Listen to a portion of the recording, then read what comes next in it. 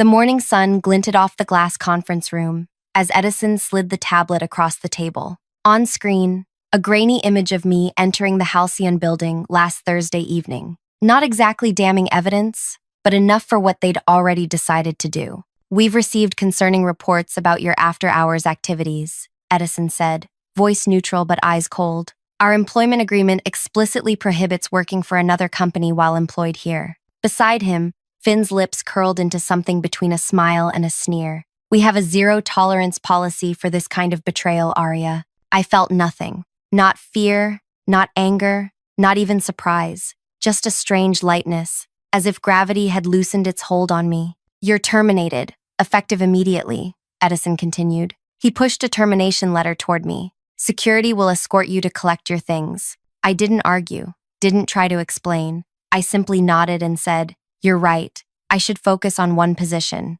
Their expressions flickered, confusion crossing their features before settling back into professional neutrality. They had expected tears, pleading, maybe anger. Not this calm acceptance. What they couldn't see was the weight lifting from my shoulders as I placed my access badge on the table. 3 years of constant anxiety, of carrying an entire company's digital safety alone, evaporating in an instant. Finn cleared his throat, uncomfortable with my composure. "We'll need all passwords and access credentials before you leave." I smiled. "Everything's documented in the system knowledge base, just as protocol requires." Another lie. The documentation existed, but it was like giving someone a map without a compass, technically complete but practically useless without my contextual knowledge. As security walked me to my desk, colleagues stared, whispered. I packed my few personal items, a ceramic mug, a small plant that had somehow survived 3 years of neglectful watering, a notebook full of system architectures only I truly understood.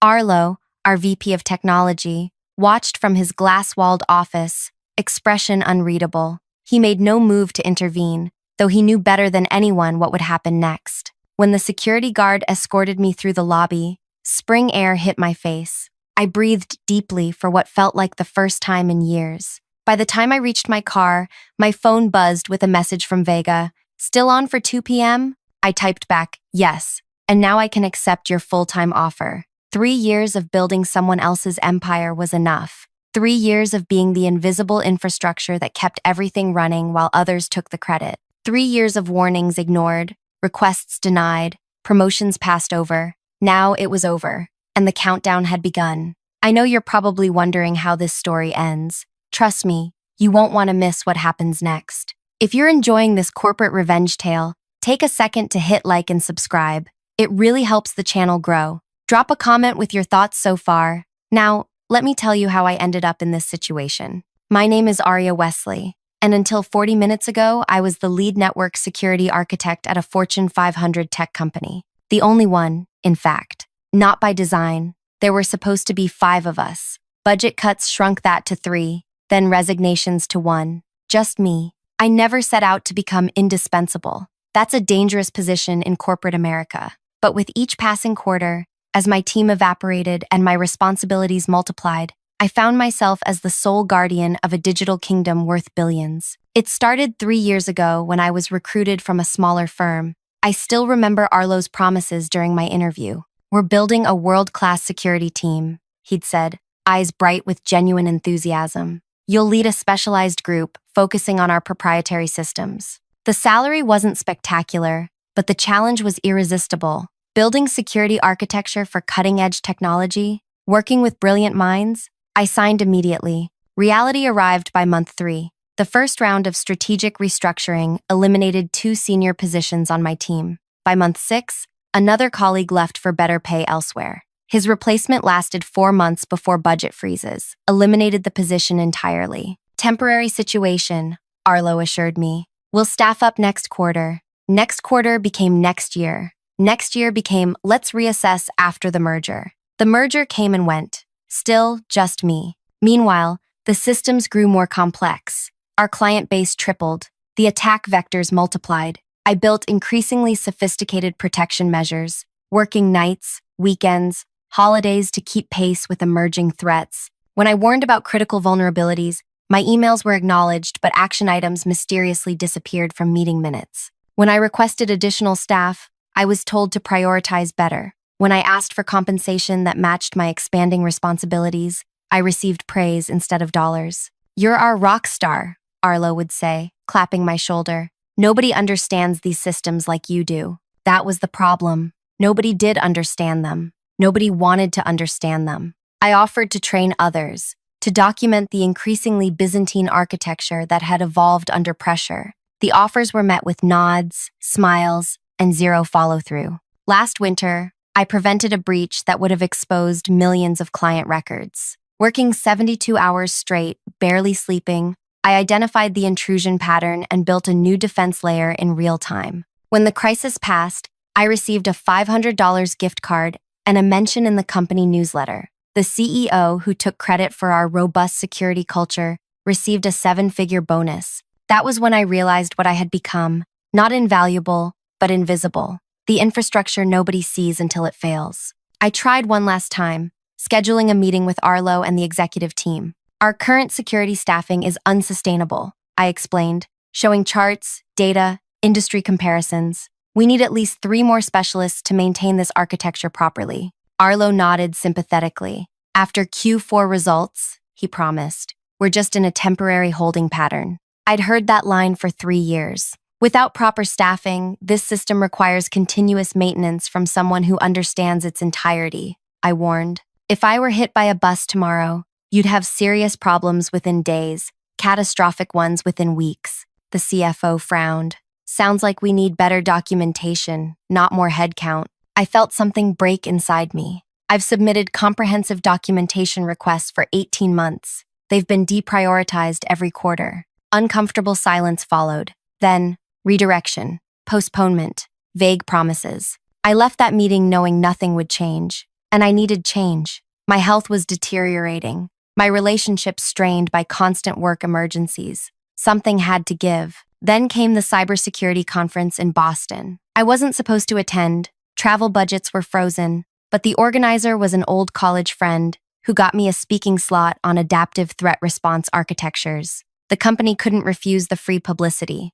That's where I met Vega, head of security for our largest competitor. She caught me after my presentation, impressed by the theoretical framework I'd outlined. "The implementation must be fascinating," she said, eyes bright with genuine interest. "I'd love to hear more about how you've actualized these concepts." We talked for hours, carefully avoiding specifics about our employers. Just 2 professionals discussing theoretical approaches, architecture philosophies, the first real professional conversation I'd had in years. As the conference ended, Vega handed me her card. "We could use your perspective on our new security framework. Strictly advisory, weekends only, nothing operational, nothing that would create conflicts." The consulting fee she mentioned exceeded my monthly salary, for weekend work, for being valued. I hesitated only briefly before accepting. The work was advisory only, reviewing their proposed systems, not touching their actual infrastructure. Nothing that violated confidentiality. Nothing operational that impacted either company. For 8 weeks, I lived a double life. Weekdays maintaining the digital fortress that protected billions in assets, unrecognized and undervalued. Weekends being respected, heard, and compensated appropriately for my expertise. Then last Thursday, I parked 2 blocks from Vega's office building for our regular meeting. Someone recognized my car, someone made assumptions, someone decided I was dispensable, what they failed to understand. Their entire security infrastructure required specialized weekly adjustments that only I knew how to perform. Adjustments I'd tried to teach others, but nobody had time to learn. Adjustments that prevented the exact cascade of system failures I'd warned about repeatedly. As the security guard escorted me from the building, my phone lit up with a message from Vega. "Advisory board approved full-time offer. Chief security architect. Triple your current salary. Team of 8. When can you start?" I looked back at the gleaming tower where I'd given 3 years of my life.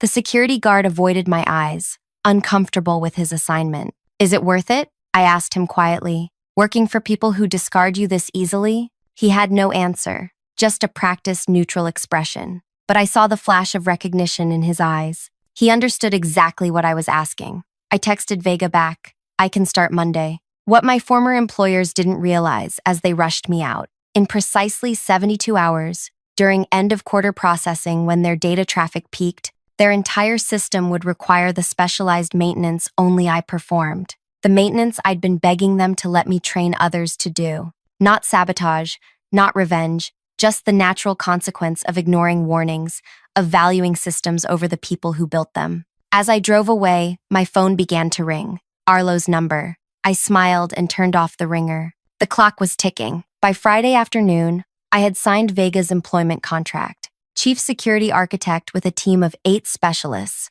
triple my previous salary and equity options. The relief was physical, like putting down a weight I'd carried so long I'd forgotten what normal felt like. I spent the weekend preparing for my new role, sleeping more deeply than I had in years. No emergency alerts waking me at 3 a.m. No expectations of immediate response, just silence and rest. Monday morning, I arrived at Halcyon headquarters dressed in a new suit. The lobby's soaring ceilings and natural light were designed to impress, but it was the respect that struck me most. "We're thrilled you're joining us, Aria," Vega said, giving me a proper orientation tour. "Let me introduce you to your team." Team. The word sounded foreign after years of solitary responsibility. 8 security specialists, each with defined roles that complemented one another. They looked at me with curiosity, not the desperate relief I'd grown accustomed to when appearing to solve the latest crisis. "We've heard incredible things about your adaptive security approach," said Ellis, a threat analysis specialist with bright eyes and quick hands. "Looking forward to learning from you." By lunchtime, we were deep in animated discussion about their current architecture. They had questions, thoughtful ones. They challenged my assumptions, offered alternatives, built upon my ideas, rather than simply implementing them. This was what collaboration felt like. I'd almost forgotten. Meanwhile, across town, the first warning signs were appearing at my former workplace. I didn't need spies to tell me. The system's rhythms were as familiar to me as my own heartbeat. Monday afternoon would bring the first authentication bottlenecks as the weekly credential refresh cycle tried to execute without the manual override I always performed. By Tuesday morning, log files would begin to overflow, slowing response times. By Wednesday afternoon, exactly 72 hours after my departure, the cascading failures would begin during end-of-quarter processing peak. I felt a twinge of guilt, not for what would happen, I had warned them repeatedly, but for the innocent employees who would suffer alongside those who had made the decisions. My phone buzzed at 4:52 p.m. Monday. "Arlo." I let it go to voicemail. "Aria, it's Arlo. Look, there seems to be some issue with the authentication servers. Probably just a configuration thing. Call me when you get this. Thanks." His voice was casual, just a small technical hiccup. I deleted the message. Tuesday morning brought 3 more calls from increasingly senior people. By afternoon, the tone had changed dramatically. "This is Maeve from the executive office. Our systems are experiencing significant slowdowns. The technical team has been unable to resolve the issue. The CEO has authorized me to discuss terms for your return as a consultant to address these urgent matters." I texted back a single line. "I'm focusing on one position now, as suggested." At Halcyon, I was immersed in building something new rather than desperately maintaining something old. My team and I mapped out a security architecture that incorporated the best elements of my theoretical models with their existing infrastructure. Vega checked in regularly but never hovered. "How are you settling in?" "It's strange," I admitted. "Having resources, being heard." She nodded. "We've all worked at places that didn't value expertise. That's why our retention rate is triple the industry average." Late Tuesday night, my personal email chimed. From Arlo, marked urgent. "Critical system failure imminent. Name your consulting rate. Please respond immediately." I closed the laptop without replying. Wednesday dawned bright and clear. At my morning team meeting, we finalized our implementation plan for the new security architecture. The energy was electric. 8 brilliant minds building something together, each contribution acknowledged and valued. My phone began vibrating continuously around 2 p.m. I silenced it during our planning session. When I checked later, I had 17 missed calls and twice as many texts. One from Edison in HR. "Legal has reviewed your termination. We may have acted hastily. Please call urgently." Another from Finn. "Whatever they're paying you, we'll double it. This is critical." From the CEO himself. "National clients losing access to accounts. regulatory implications, board meeting in progress, call immediately. I felt no satisfaction, just a hollow confirmation of everything I had warned them about. They had built a kingdom on my shoulders, then pushed me away without understanding what would collapse. That evening, as I drove home from my new office, a breaking news alert flashed across my dashboard display. Major service outage reported at leading financial technology provider. Thousands of client accounts inaccessible. No company name yet, but I knew. The mainstream exposure would come tomorrow when clients couldn't access their quarterly reports, when regulators started asking questions, when the stock began to plummet. At home, I opened a bottle of wine I'd been saving and sat on my balcony, watching the sunset. My phone lit up again, Arlo's number. This time, I answered. Aria. His voice was ragged with exhaustion. Everything's failing. Sequential authentication breakdowns, cascading into the transaction processing layer. Nobody can stop it. I warned you, I said quietly. For 3 years, I warned you. I know. The admission sounded physically painful. Tell me what to do. Any price. I took a slow sip of wine. It's not about price anymore, Arlo. It's about value. We valued you. No, I interrupted. You valued what I produced. Not enough to listen when I told you it was unsustainable. Not enough to staff properly. Not enough to compensate fairly. Not enough to credit honestly. Silence stretched between us. You know what would have prevented this? I continued. Any one person besides me understanding how these systems actually work. Anyone taking 5 minutes to read the warnings I documented in every quarterly review. Anyone listening when I said this exact scenario would happen if I ever left. His breathing was the only response. The recovery procedure exists, I said finally. It's in the disaster documentation I submitted last year. The documentation that was deprioritized because you're handling everything so well, Aria. I ended the call and turned off my phone. Thursday morning, I arrived at Halcyon to find Vega waiting in the lobby. Have you seen the news? She asked, holding out her tablet. The headline was stark. Major tech failure erases billions in market value. Beneath it, a photo of my former company's headquarters. Their entire client database is locked, Vega said. Transaction processing down for 16 hours and counting. The stock has dropped 40% since opening.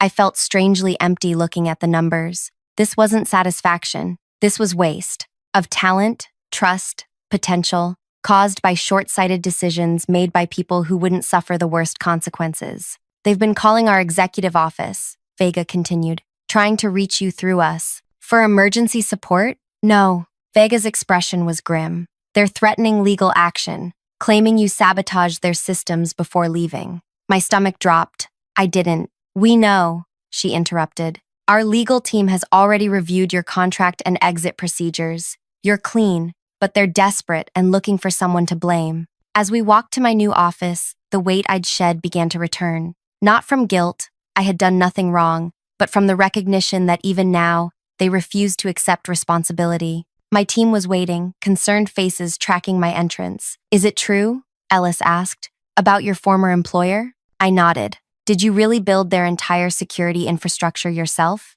Another team member asked. Not by choice, I said. By necessity. Understanding passed between us. The silent recognition of a shared experience. Every person in that room had, at some point, been the unacknowledged foundation others stood upon. Well, Ellis said finally, their disaster is educational for us. Let's make sure our systems never depend on any single person, including you, Aria. The simple wisdom of this statement nearly brought tears to my eyes. This was leadership, acknowledging expertise while preventing unhealthy dependency. We returned to our work, designing resilience into every layer of the new architecture.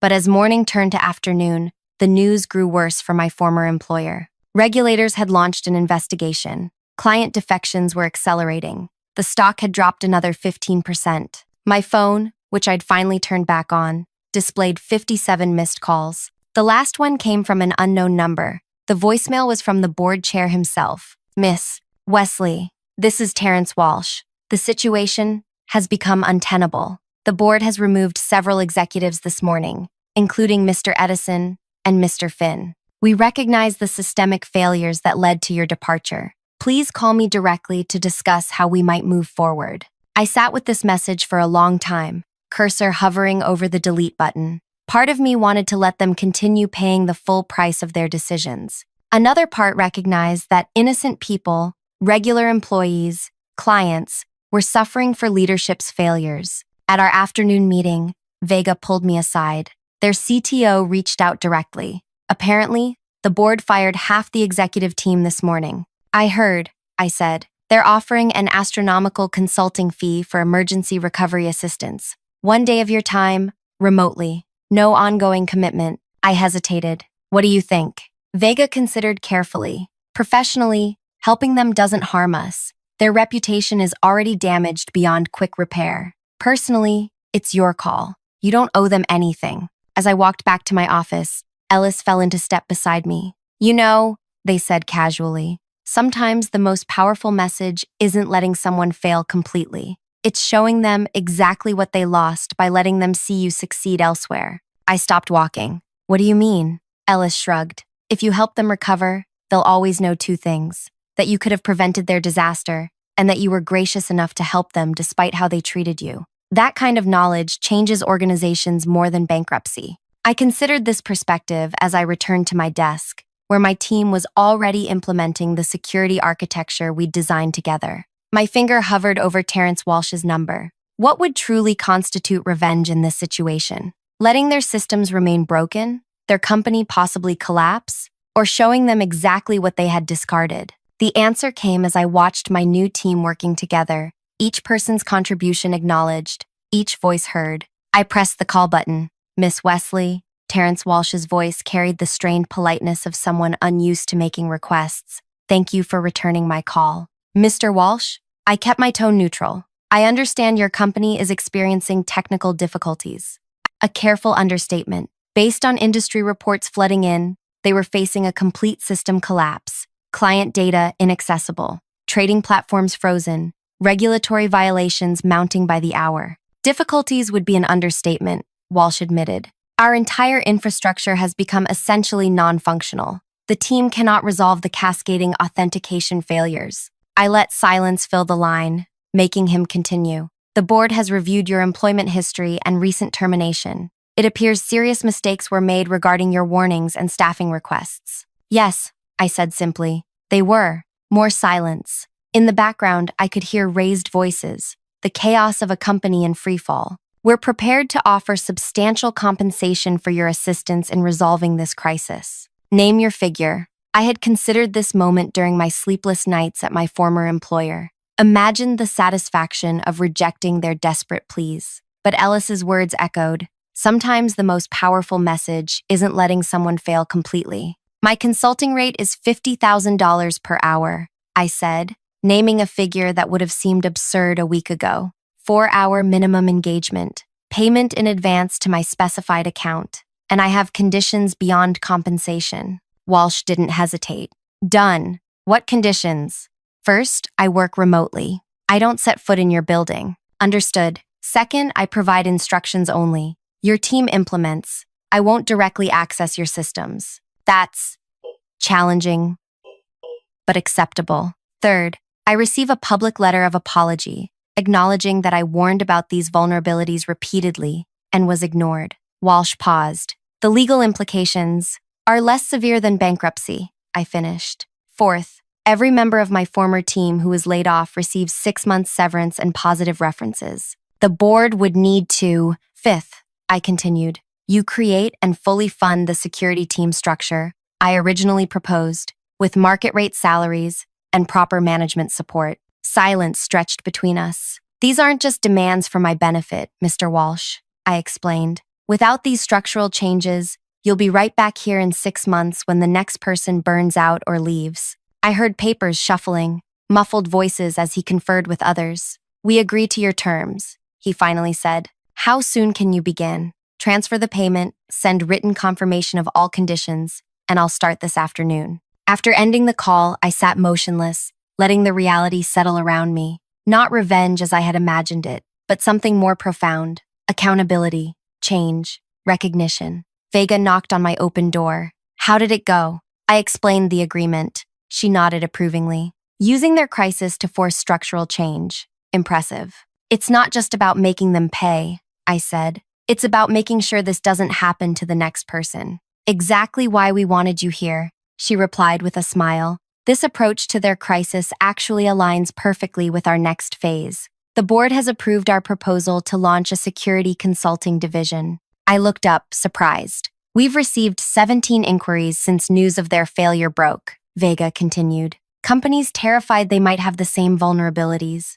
Who better to lead that division than someone who just proved how essential proper security architecture is? The pieces clicked into place. My experience wasn't just valuable here, it was transformative, not just for me, but potentially for an entire industry that consistently undervalued the invisible infrastructure keeping it alive. I'd like you to present the concept at next week's leadership meeting, she added, with a proposed structure and staffing plan. After Vega left, I opened my laptop to prepare for the emergency consultation. Within minutes, my inbox pinged with the payment confirmation and a signed letter agreeing to all my conditions. I sent detailed recovery instructions to my former company's technical team, step-by-step procedures to resolve the authentication cascade failure. Instructions I had actually documented months ago, but that had been buried in unread reports. As expected, questions flooded back immediately. The team trying to implement my instructions lacked contextual understanding of the systems they were attempting to save.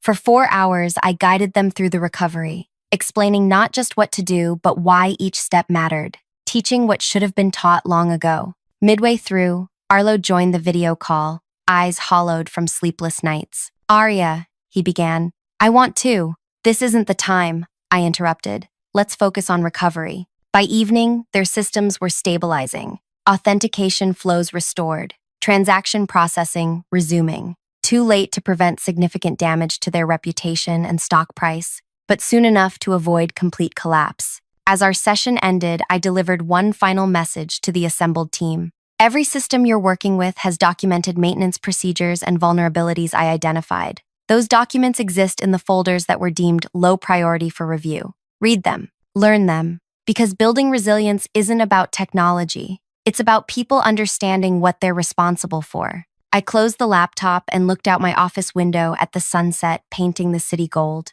My phone buzzed with a text from Ellis. Teams heading out for drinks to celebrate the new architecture approval. You coming? For the first time in years, I had no alerts to monitor, no systems that would implode without my constant attention. I had colleagues, not dependents, boundaries, not endless obligation. On my way, I replied. 1 month later, I stood in Halcyon's largest conference room, presenting our new security consulting division to the executive team. Behind me, slides displayed the market opportunity created by my former employer's very public failure and our unique positioning to address it. Every company believes their technical systems are secure until proven otherwise, I explained. Our approach isn't just providing better technology, it's changing how organizations value and structure their security operations. The approval was unanimous. Within days, we began hiring, expanding my team to 20 specialists with diverse expertise. Our first clients were already lined up,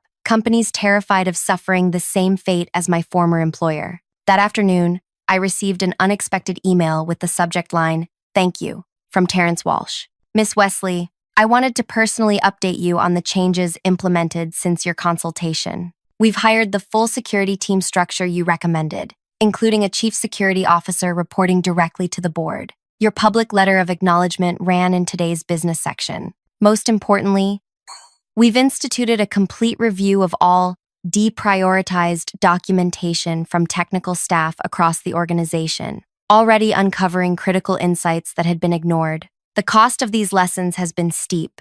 Our market value remains 30% below pre-incident levels, and client trust will take years to rebuild. But the cultural change within the organization has been profound. Your impact extends far beyond the technical recovery you guided. If you're ever interested in returning, my door remains open. I closed the email without replying. There was nothing to say. My answer was already visible in industry announcements about Halcyon's new consulting division and my role leading it. 3 months after my termination, I took the stage at the same cybersecurity conference where I'd met Vega. This time, I wasn't speaking as a lone architect, but as the division head of a growing team, presenting our framework for organizational security resilience. In the audience sat former colleagues, including Arlo and the new CSO they'd finally hired. Their expressions as I detailed our client growth, including 5 companies who had transferred their business from my former employer to Halcyon, told me everything. They understood, finally, that what they had lost wasn't just my technical knowledge.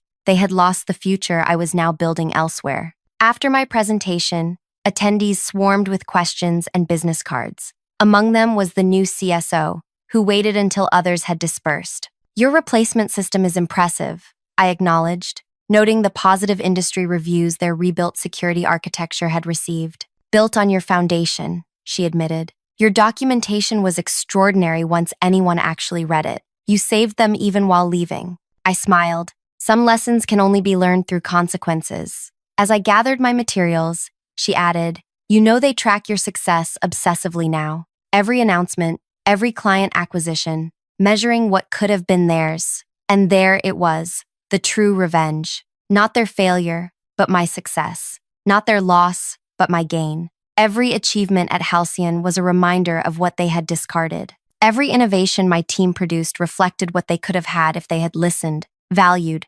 supported. The most devastating consequence wasn't the system failure or financial loss. It was watching me build elsewhere what they had prevented me from building with them. 6 months to the day after my termination, Halcyon announced our security consulting division had become the fastest-growing segment of the company, with a client list that included 3 Fortune 100 corporations. The press release featured my name prominently, alongside quotes from clients about our revolutionary approach to organizational security architecture. That evening, Ellis organized a team celebration. 20 brilliant specialists, none overworked, none undervalued, each contributing their unique expertise to something larger than themselves. As we raised glasses, Ellis offered a toast to Aria, who showed us all that the best expertise isn't about knowing everything yourself. It's about building teams where everyone's knowledge is heard. Looking around at these faces, engaged, respected,